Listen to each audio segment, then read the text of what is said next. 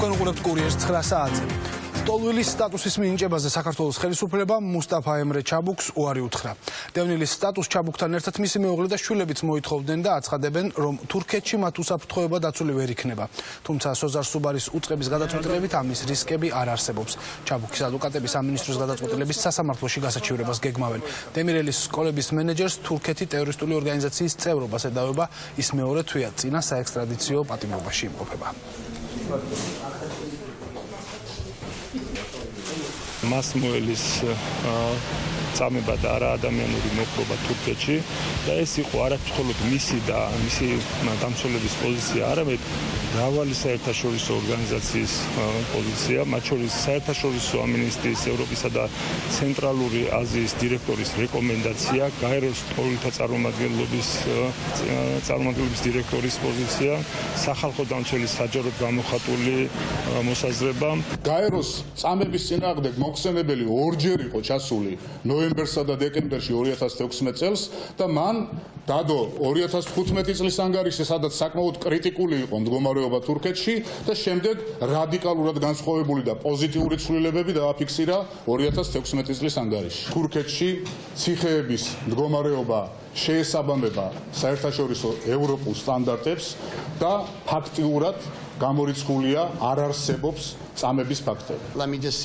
ექსტრადაციისთვის აუცილებელია არსებობდეს საფუძვლიანი და მტკიცე სამხილები. ჩვენ ამ თემასთან დაკავშირებით უკვე გამოხატეთ ჩვენი პოზიცია საქართველოს მთავრობასთან და ვთქვით, რომ უნდა არსებობდეს ზედმიწევნით შესაბამისობა ექსტრადაციის მოთხოვნებთან. მიხეილ თათარიშვილის სასამართლო დარბაზიდან გაათავისუფლეს მოსამართლემ მას სრულად მოუხსნა ბრალდება ნარკოდანაშაულში, თუმცა პრეზიდენტის ქალიშვილის მეგობართან დაკავშირებული სკანდალური საქმე ამით არ დასრულდება. სავარაუდოდ დაიწყება გამოძიება იმ პოლიციელების მიმართ, რომლებიც რამდენიმე თვის წინ სურამში თათარიშვილის აყვანის ოპერაციაში მონაწილეობდნენ.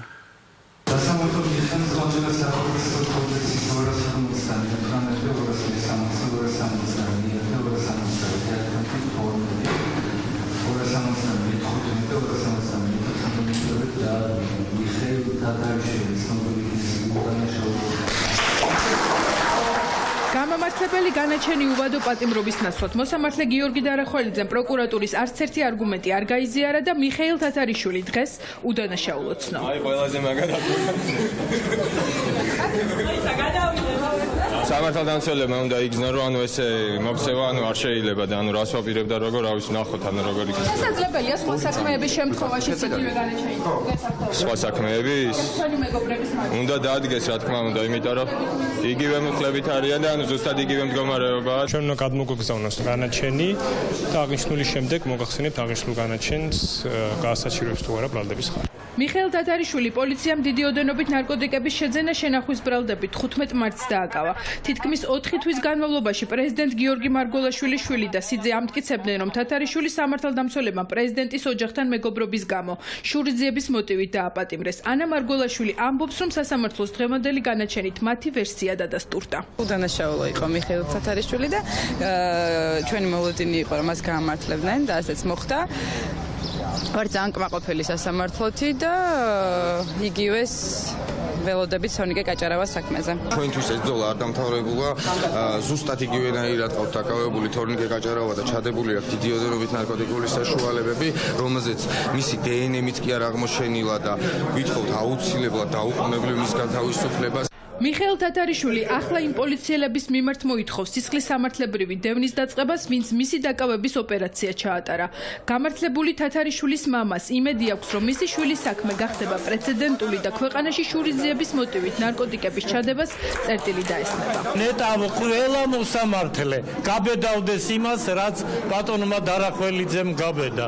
ჩვენ ვიცით, რომ ამ ბოლო პერიოდში 5-6 გახმაურებული საქმეა, ყველა ერთნაირად იდენტურია. თუ მოსამართლეები ამას გაბედავენ, ხელისუფლების ნება კი ის იქნება, რომ დამნაშავეებმა რეალურად აგონ პასუხი. ეს ერთხელ და სამუდამოდ ეს თემა დაიხურება. თათარიშვილის მსგავსად სასამართლოს გადაწყვეტილებას ელოდება ანა მარგოლაშვილისა და მინდია გოგოჭურის კიდევ ერთი მეგობარი. თორნიკე გაჭარავა ასევე ნარკოტიკების შეძენა შენახვის ბრალდებით დააკავეს და მასაც სამუდამო პატიმრობა ემუქრება. პრეზიდენტის ოჯახი ამტკიცებს, რომ თათარიშვილის საქმის მსგავსად გაჭარავასაც ნარკოტიკების შურიძიების მოტივით ჩაუდეს. და ახლა კურიერში ამინდის დროა პროგნოზს დღეს დიანა გაგვეცნობს. ხო ალბათ თუმში 24 გრადუსი სითბო ამოსალონელი, ასევე 24 გრადუსი იქნება ფოთში. 24 გრადუსამდე გათბება ჰაერის სოხუმშიც, ზუგდიდშიც 24 გრადუსია ნავარაუდები, ახალციხეში 23 გრადუსი სითბო. პლუს 23 გრადუსი იქნება ქუთაისში, ლენტეხში 23 გრადუსი სითბო, 21 გრადუსი იქნება ცაგერში. ამბროლაუშიც 21 გრადუსი სითბო, ასევე 21 გრადუსია ნავარაუდები ცხინვალში, გორში 24 გრადუსი, პლუს 27 გრადუსი ამოსალოდნელი თბილისში, რუსთავში 30 გრადუსი, 26 გრადუსამდე გათბება ჰაერი თელავში, პლუს 26 გრადუსი იქნება სიღნაღშიც, ხოლო ყვარელში 29 გრადუსი სითბო. უახლოესი დღეების პროგნოზი კი ასეთია.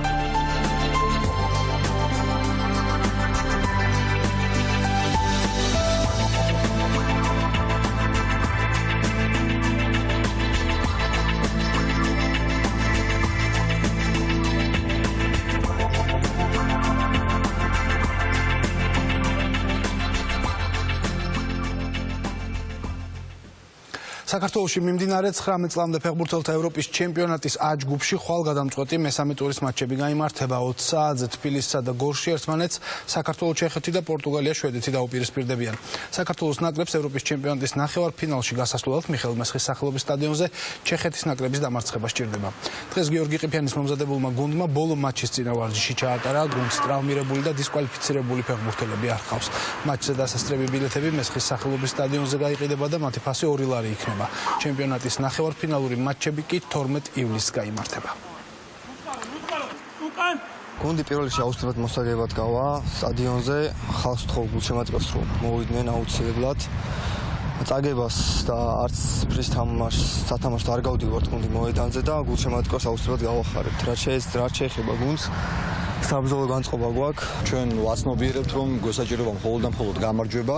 შესაბამისად, ჩვენ გეგმებში არაფერი არ იცვლება, იმიტომ რომ ჩემპიონატის დაწყებამდეც ჩვენ ყველა თამაში გამარჯვებას გვეგმავდით. გუნდი ფსიქოლოგიურად და ყველა სხვა კომპონენტში მზად არის იმისათვის, რომ ხვალ გამოვიდეთ და ვიბრძოლოთ მხოლოდ და მხოლოდ გამარჯვებისთვის. ახალი ადგილობრივი კომუნა თანამედროვე ხელოვნებისა და ელექტრონული მუსიკის მოყვარულთათვის მასში გაერთიანების შესაძლებლობა ნებისმიერ მსურველს 8 ივლისიდან ექნება. ცნობილი ამერიკული ფესტივალით შთაგონებული ფესტივალი L-Train სტარტს ლისიდან აიღებს.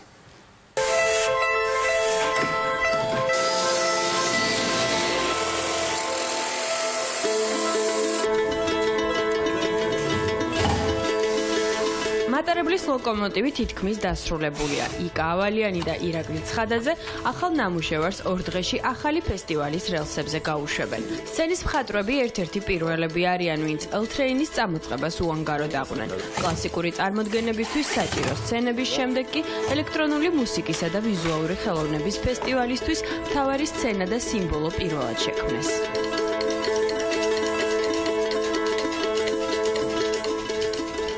ზოგადად იყო ძალიან საინტერესო, იმიტომ რომ ბევრნაირი ფესტივალი ტარდება და ეს რაღაც ალბათ ახლებური მიმართულება იყო L-Train-ის, იმიტომ რომ რაღაც სხვადასხვა ინდივიდუალური პირები ერთვებიან.